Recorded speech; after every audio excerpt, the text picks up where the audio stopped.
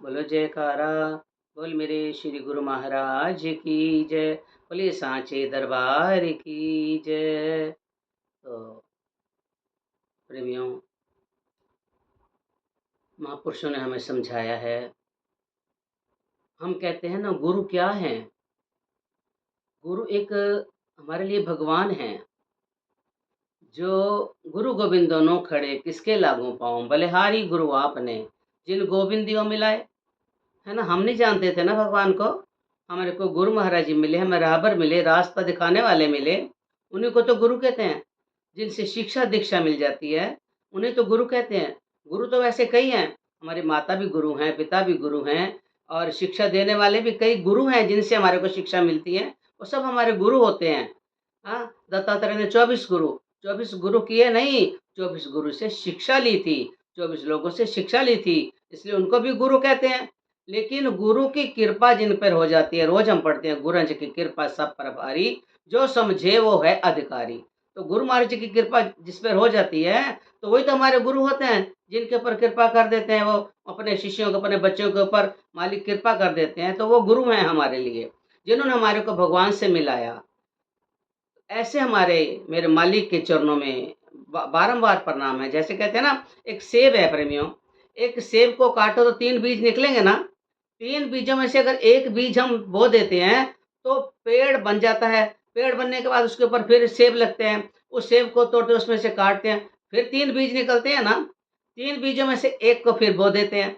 ऐसे करते करते करते क्रम चला आता है और एक ही बीज से सब कुछ हो जाता है। इसलिए महापुरुष कहते हैं, अगर हम अपने गुरु के नाम का एक बीज अपने अंदर बोलें, एक बीज अपने अंदर बोलें, उस बीज को लगा लें, तो गुरु नाम का जो तो हमारे मन में वो बीज जब चला जाएगा तो हमारे मन के अंदर गुरु नाम की जो शक्ति है वो आ जाएगी। तभी तो कहते हैं एक बीज से इतना कुछ हो सकता है। तो कहाँ होता है? तो इसलिए तभी तो महापुरुष लोग भी ये कहते हैं कि गुरु क्या है? गुरु एक तेज है। गुरु एक तेज है, जिनके आने से अंधकार मिट जाता है प्रेमी, अंधकार मिट जाता है। तो फिर क्या कहते हैं? गुरु एक युक्त हैं, युक्ति भी हैं। तो जिनके आने से गुरु एक वो हैं, मृदंग हैं। आने से अनहद नाद बजता है जिनके आने से प्रेमियों। इसलिए गुरु एक गुण भी हैं। गुरु एक गुण है, ज्ञान है, जिनके आने से हमारे को उनकी शक्ति मिलती है, उनका ज्ञान प्राप्त हो जाता है गुरु से प्रेमियों। गुरु एक नदी भी है। गुरु एक नदी है प्रेमियों। जब नदी मिल जाती है जो निरंतर हमारे प्राणों को में बहती है। कितने हैं गुरु में, कितनी शिक्षा, कितने गुण हैं मेरे मालिक के। गुरु वह सत्य चित आनंद है प्रेमियों, जो हमें हमारी पहचान करवा देता है। ये गुरु की कृपा होती है। गुरु वो बांसुरी है प्रेमियों, जिसके बजते ही हमारा शरीर आनंद में मगन हो जाता है। इसलिए गुरु वो अमृत है, गुरु वो अमृत है जिसे पी करके कोई कभी प्यासा नहीं रहता। तो गुरु में कितने गुण हैं प्रेमियों। गुरु वो कृपा है, कितनी प्यारी मालिक ने कृपा करी है।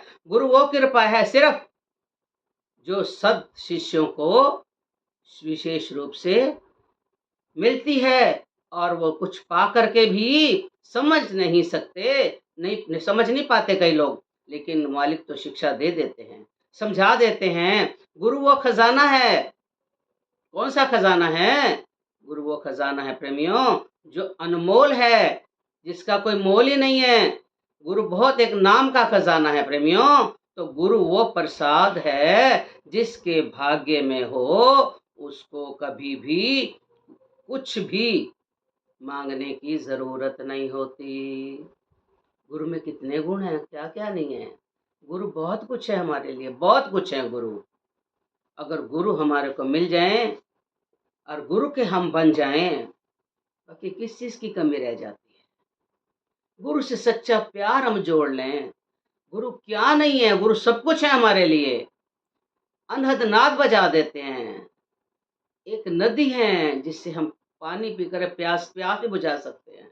कितनी मालिक ने कृपा करी हमारे को। साक्षात गुरु महाराज, हमारे रहबर, हमें नंगली निवासी भगवान मिले हैं, तो बाकी हम प्यासे रह सकते हैं? क्या हमारा अनहद नाद नहीं चल सकता?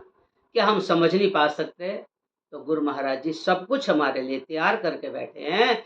जीव के अंदर कमी है कि उन चीज़ों को ग्रहण नहीं करता। अगर इन चीज़ों को पा ले, गुरु के महत्व को जान ले, गुरु की कृपा को सँभाल ले, तो जीवन का में अपने आनंद ही आनंद हो जाता है। तभी तो कहते हैं, आराम वाले से जिसका संबंध है, उसको हरदम आनंद ही आनंद है। बोलो जयकारा। बोल मेरे श्री गुरु महाराज की जय।